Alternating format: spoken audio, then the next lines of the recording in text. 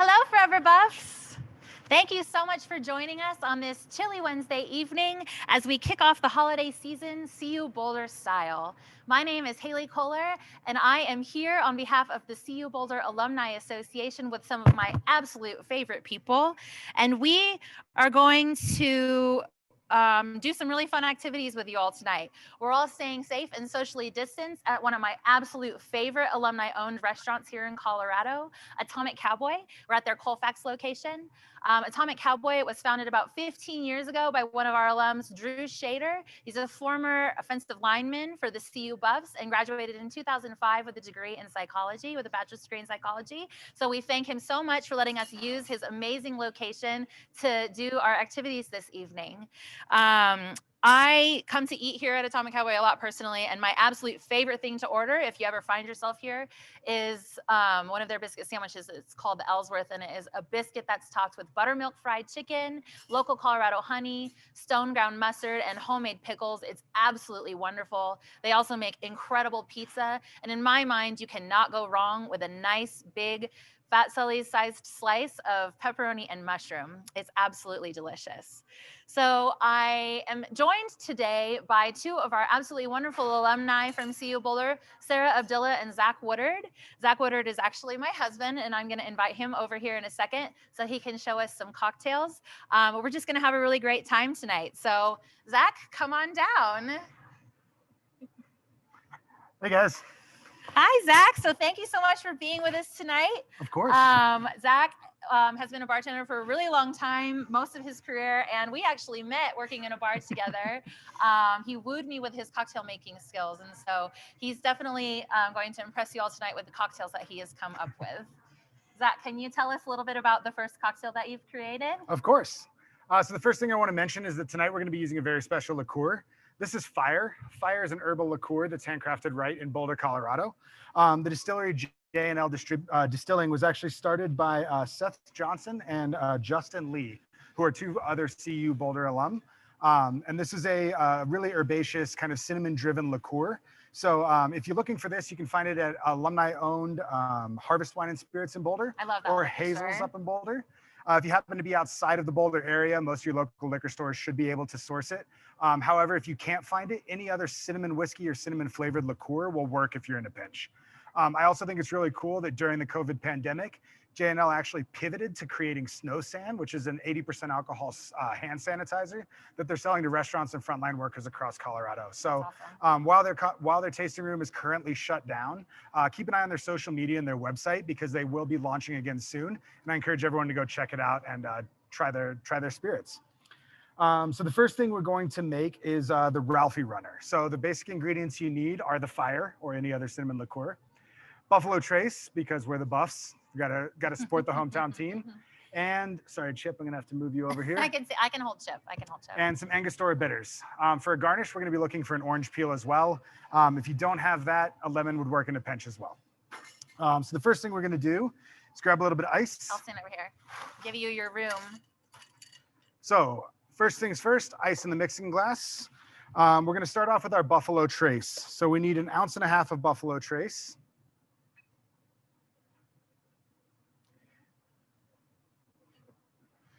Then we're going to do 1/2 ounce of the Fire liqueur.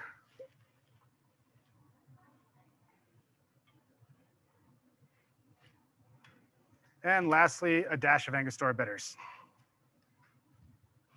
We'll do 2 for good measure. We like bitters. We like bitters. Yeah. So we're going to stir this until it's well diluted. I typically count to 10 or 15 seconds, or as long as it takes me to explain this to you guys. Basically, what we want to do is we want to mellow out some of this booze. The Fire sits at 100 proof, which is 50%. Buffalo Trace sits at 90 proof, which is 45%. So these are pretty stout cocktails we're making here. You have some fancy spoon skills there. I just got this brand new bar set from one of my friends for our wedding, so I'm really excited to get to use it. So once we have this done, we're going to go ahead and strain this into a cocktail glass. Since this is basically a take on an old fashioned, I recommend a rocks glass. I prefer mine neat because I don't want the ice to dilute my booze, but if you like it on the rocks, you can do that as well. We're going to go ahead and grab a peel of this orange here. The fatter, the better. Nice fat peel. Thank you. Good. And we're gonna do a little bit of pyrotechnics. So we're gonna do a flamed orange peel. What you wanna do is get your orange ready kind of like this, hold it facing away from you. We're gonna run the lighter on it to help open up the pores. And then if this works properly, you should be able to squeeze that and get some flamed orange zest out there. Didn't seem to be working for me, so we're gonna wrap this on here. I can still smell the warm orange though. There you It go. smells delicious. Thank you. You're welcome. Oh my gosh, that's delicious. I love it. It's orangey, but the cinnamon really, really comes through. Fabulous. So while we have this first cocktail, it's a nice quick cocktail so we can jump right into our wreath making. I want to give our viewers tonight a chance to win a bottle of Fire by J&L Distilling in Boulder, Colorado before we jump over to our wreath making. We're going to do this through Zoom, so I hope y'all are familiar with Zoom at this point. I think we've all been using it quite a bit. And we're going to ask this question here in a second, but the first person to answer in the Zoom chat feature will win their bottle. And we're doing Price is Right rules. So whoever gets it closest to the answer or on the answer, not over the number, because it is a number, will win. So give you a couple seconds to get your Zoom chat boxes pulled up. And here we go. So the month of December, one of our favorite months, it's December now, we're seeing all this beautiful snow, has brought record-setting snowfalls to our beloved Boulder, Colorado in particular. In what year did Boulder record its snowiest December? It's not even multiple choice. Closest answer to the correct answer or the correct answer will win a bottle of Fire. We're going to remember some pretty big snowstorms, but I don't know if we were around for this one. I don't think we were around for this one. I think this is a little bit before our time. Fair. What'd you like to do in snowstorms while you're in Boulder when you were at school there? My friends and I would typically put on all our snowboard gear and just kind of wander around, make snow angels, get in snowball fights. You know, Snowball fights. Snowball fights on campus Snowball were the fights. best. There's so many good places on campus for snowball fights. For sure, especially when they're unsuspecting victims. Unsuspecting students just trying to go to class. All right, it looks like we could potentially we have a winner. Maggie Slinsky from our office is helping us out tonight. It is Karen. I cannot read. Ganis. Karen, congratulations. Congratulations. Karen. Maggie will collect your information and we will get a bottle over to you as soon as we can. With that, we are going to cut over to Sarah so she can get us started on our wreath making.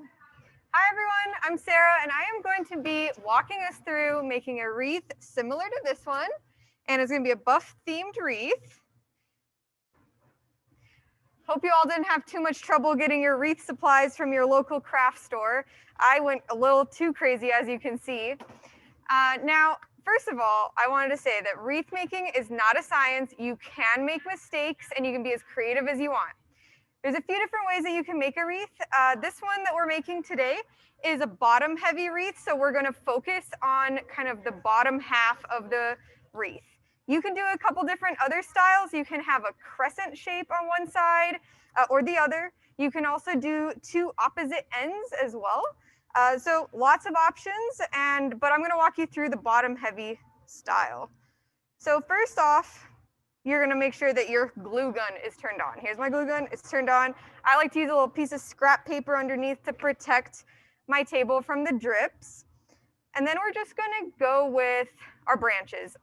Depending on what colors you went with, start with the darkest branch that you have. For me, that's black. If you went with a black base, I would suggest going with a white for your first branch.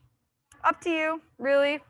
So the thing about these branches are sometimes they're either plastic coated or they're paper coated. With the plastic coating, you might have some trouble getting through the plastic before getting to the wire to cut it. Just take your time sawing it and be careful, obviously, with your fingers.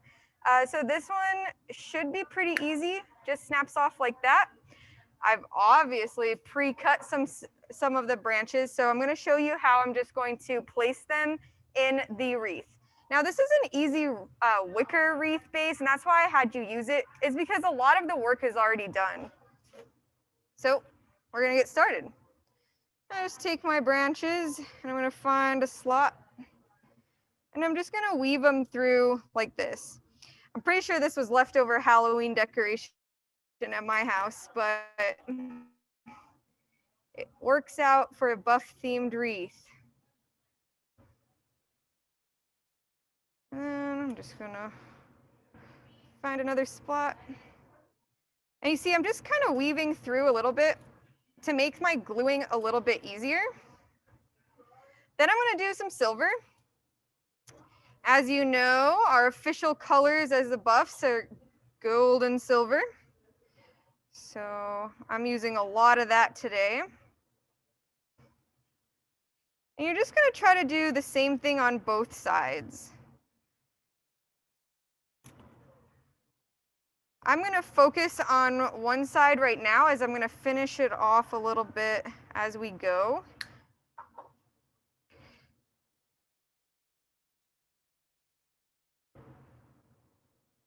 And don't worry about these pieces flaying all over the place because we're gonna be able to glue those down later or cover them a little bit with some of our baubles or ornaments or whatever you got. No, that one really.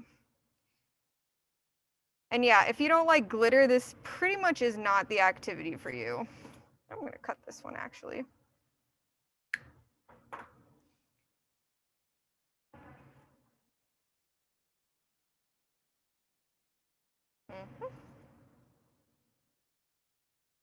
Again, that one I'm just gonna glue down a little bit more later. So I asked for you to buy some holly branches. I actually really like using holly branches in my crafts. I use it for a lot of things. They come in a lot of different colors. For this one, I went with white. What's great about the holly branches is there are a few different ways that you can add it to your wreath base. One way is by just tearing it apart. Because they're wrapped in paper, it really tears off easily.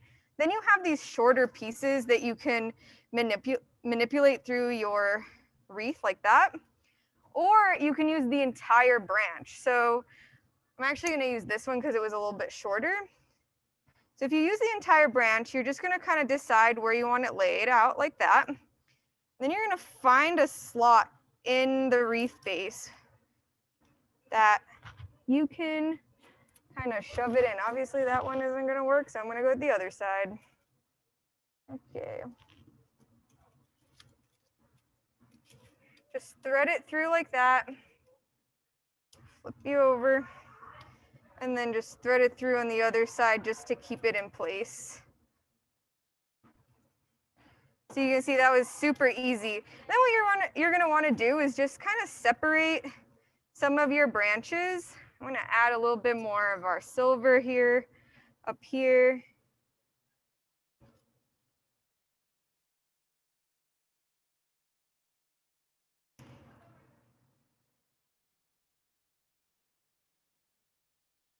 And actually, I think there's too much black on this end, so I'm gonna remove that black. That looks a little bit better.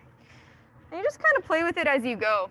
Now there is a material that I did not put on your packing list because they're notoriously difficult to find this time of year, but I was able to snag some, so I wanted to show you them. This is called a pick, and basically it's already pre-cut branches for wreath making. So I have this one, this pick, and I'm actually gonna strip it in half like that. Just kind of add that in.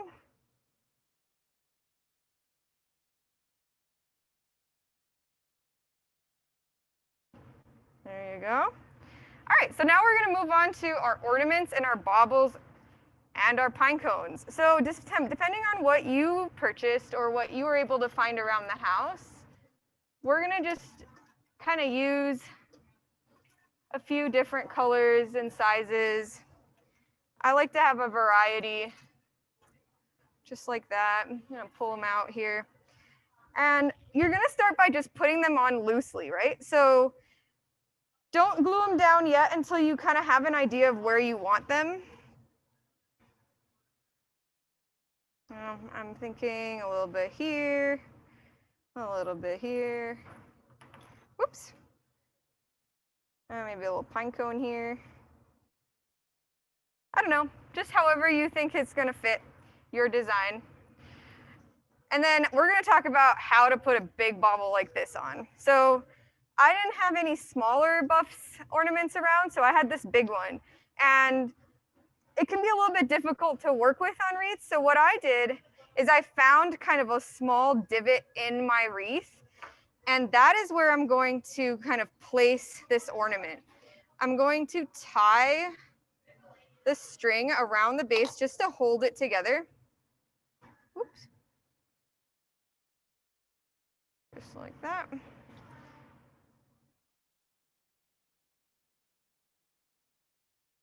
And we're gonna glue this down too. And then you can just put your tie in the back, trim that later. And then this kind of just sits right there. So I'm also gonna use my hot glue gun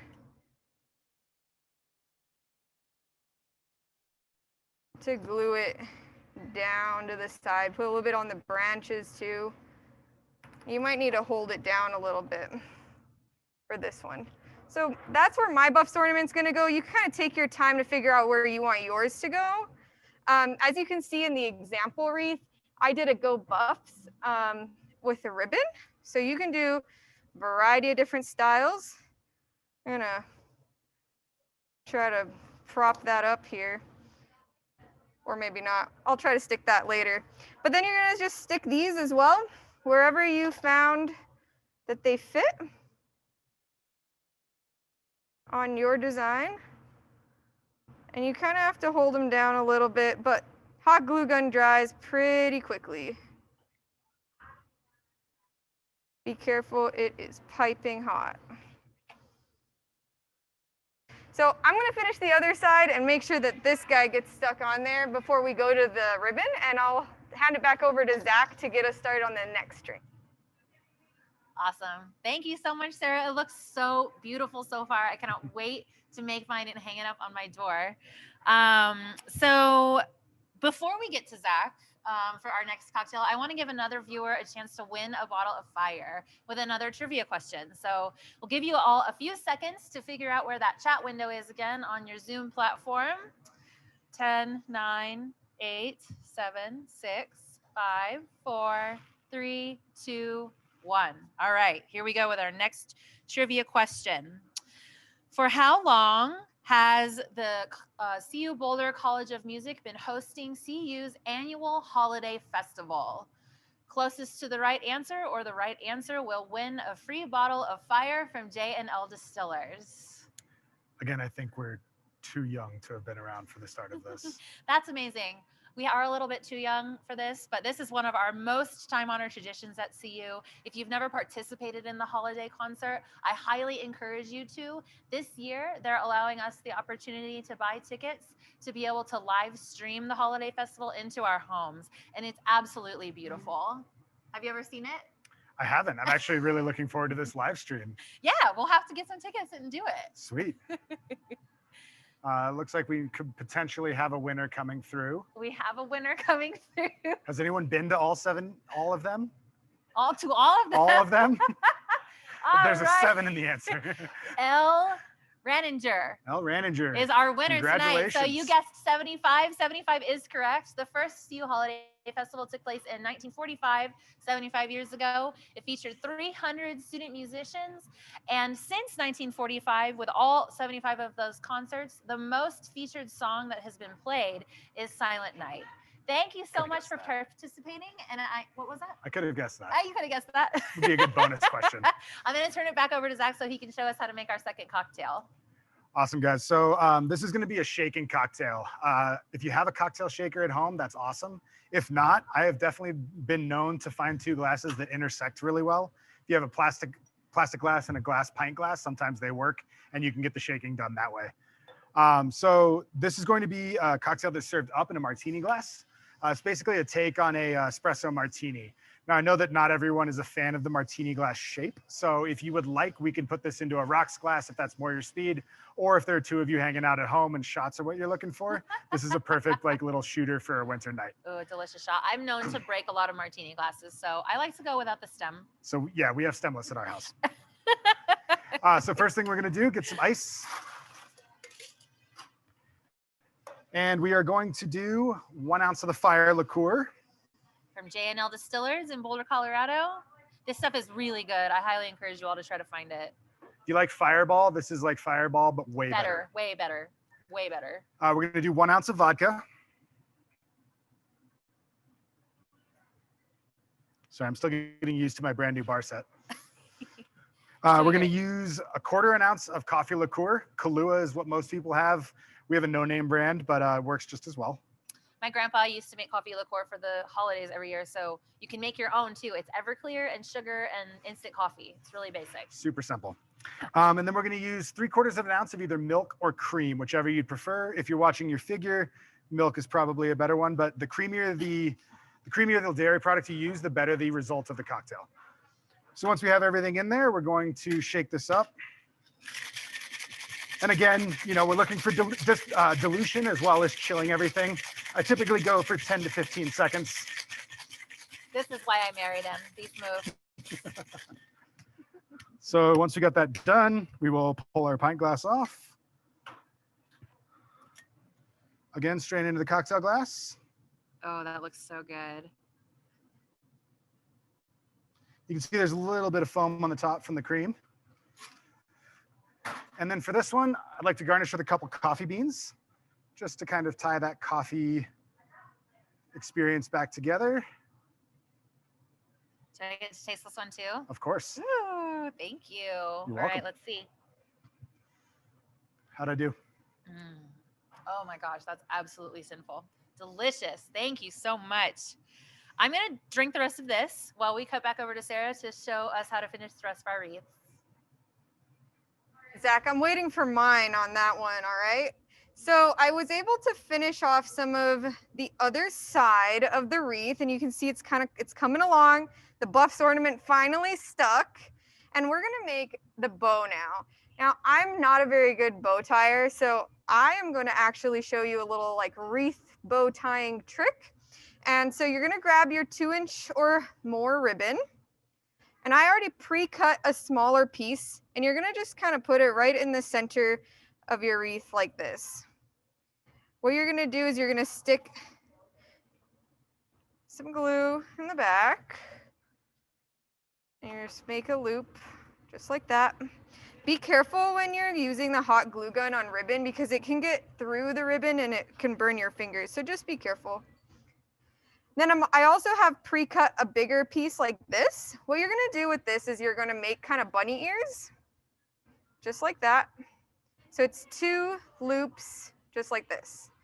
And I just kind of maneuver the bunny ears up to make kind of a heart shape.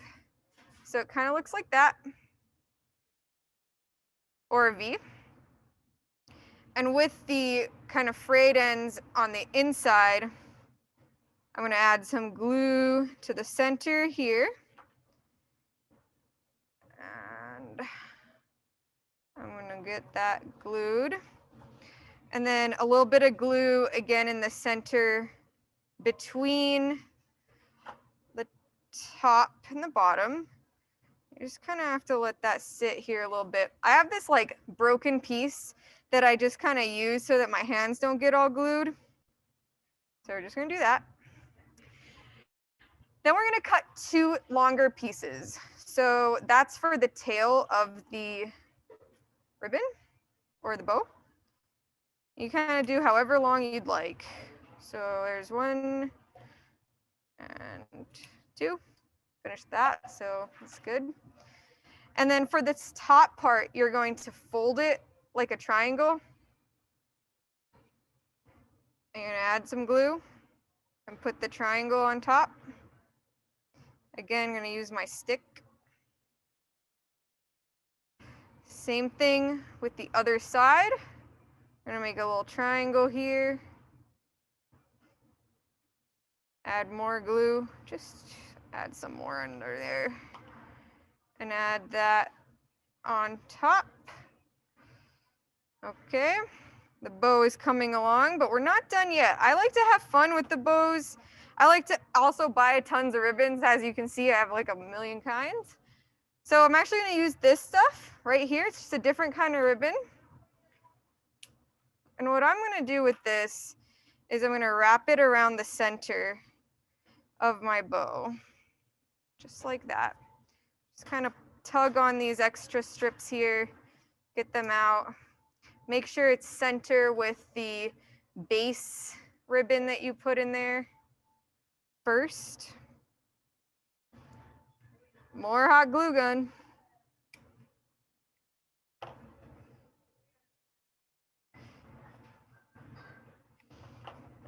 Refill. Please hold.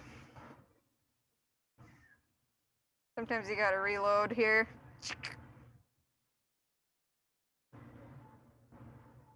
All right. So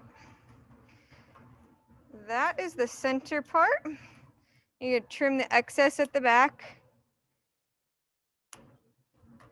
You can kind of spin it there to make sure that doesn't show.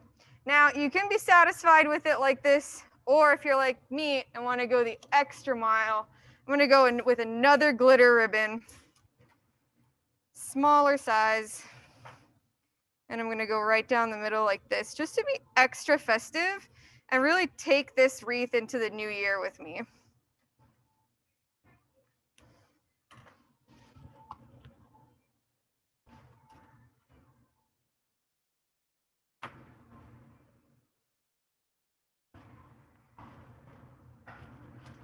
Trim the excess right back here. All right, so now take the end of the ribbon and you're just gonna kind of make a diagonal cut, or if you prefer those like V-shaped cuts, you can go with that too. Kind of even it out. Oops. I think that's it. There you go. Here's our holiday wreath. Now, be sure to hang this on your front door to show your Nebraska neighbor who your loyalties lie with. Oh my gosh. So I work with Sara on a daily basis, and I know that she is amazing, but that's got to be one of the most amazing things I've ever seen. That is a beautiful wreath. Thank you so much for doing that. I'm going to invite her on over, and we're just going to close out with a couple things. So first, we want to thank Atomic Cowboy so much for letting us be here today to host this activity. It's been so fun to get to be around some people, albeit 6 feet apart and socially distancing safely. So thank you to Atomic Cowboy for letting us be here. Again, be sure you check them out. Be sure you support them. They're an awesome local business. And like I said, you can support them here in Denver at 3 different locations, as well as in Colorado Springs and in Kansas City. We just drove through Kansas City. They've got a great location there. I also want to let you know that you can get everything that Atomic Cowboy has to offer, even though indoor dining is closed, through their walk-up windows. They're doing all of their biscuit menu and all of their pizza menu, and you can also have it ordered for delivery through DoorDash.